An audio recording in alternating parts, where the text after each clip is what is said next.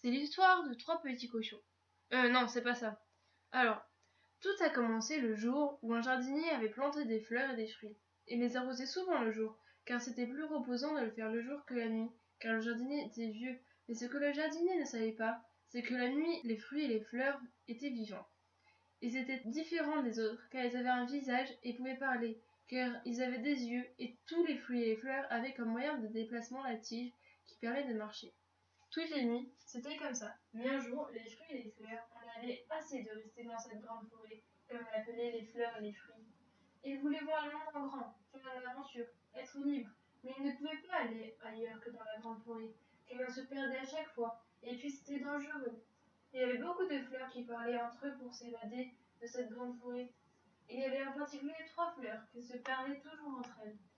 La première s'appelait Jonquille, la deuxième s'appelait Agapante, et la troisième s'appelait Camélia. Jon était la plus petite des trois, car elle naissait en première. C'était une fleur qui était toujours heureuse comme un rayon de soleil, car elle avait toujours sa couleur jaune. Camé était toujours la deuxième, car elle était l'intermédiaire entre Jon et Aga. Camé était une fleur avec une beauté incomparable aux autres, car elle avait la couleur rouge. Cette couleur était la couleur de l'amour, et c'est pour cela qu'elle était plus belle que toutes les autres fleurs.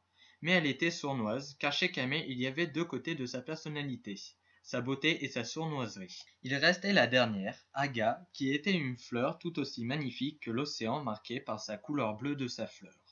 Le problème de ces trois fleurs, c'est qu'elles bavardaient tout le temps et cela dérangeait les fruits et les autres fleurs.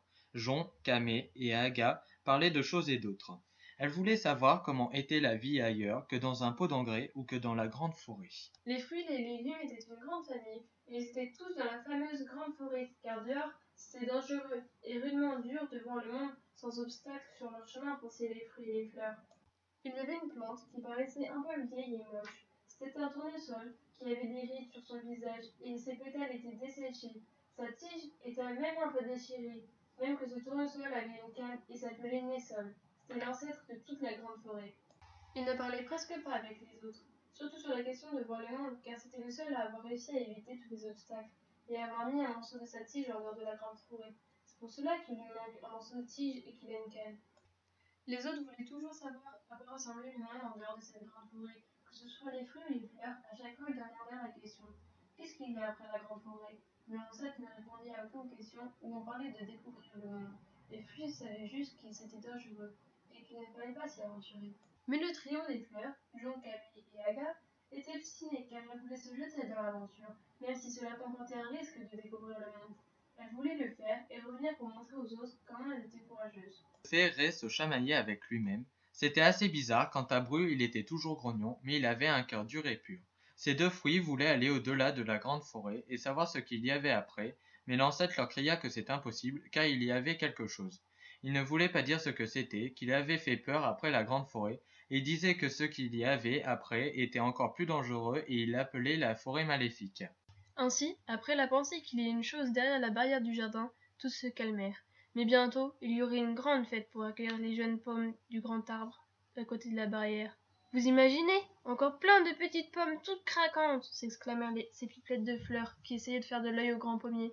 Les jours passèrent et les pommes allaient bientôt tomber. Il ne manquait plus que monsieur Pommier se réveille et la fête allait commencer. Le soleil commençait à se lever, un rayon parcourut monsieur Pommier qui se réveilla tout en douceur. Camé, qui voulait absolument se faire remarquer, adressa la parole au grand arbre, mais avec un ton un peu strident. L'arbre sursauta et toutes les pommes tombèrent dont une de l'autre côté de la barrière.